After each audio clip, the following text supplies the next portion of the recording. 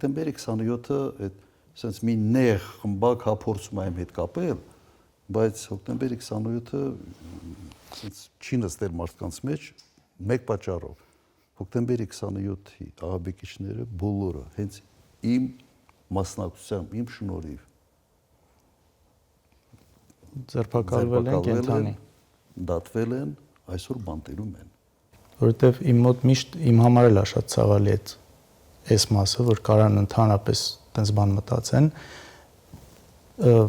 Նաև ես հիշում եմ ձեր ընկերությունը Վազգենի հետ։ Իսկականից ես երեխա եմ եղել, բայց լավ հիշում եմ, իսկ շատ փոքր էլ չեմ եղել։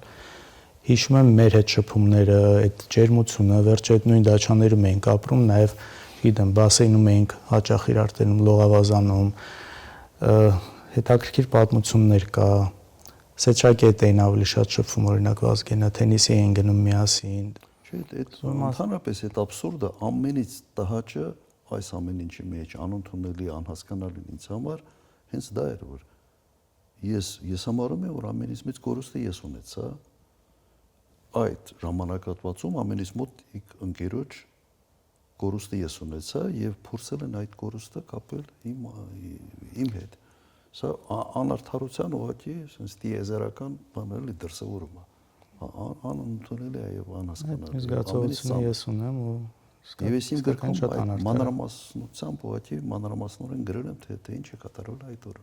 այդ օրը։ Եվ սա կապել ուղղակի իմ հետ անբարոյականության գագաթնակետն է սա։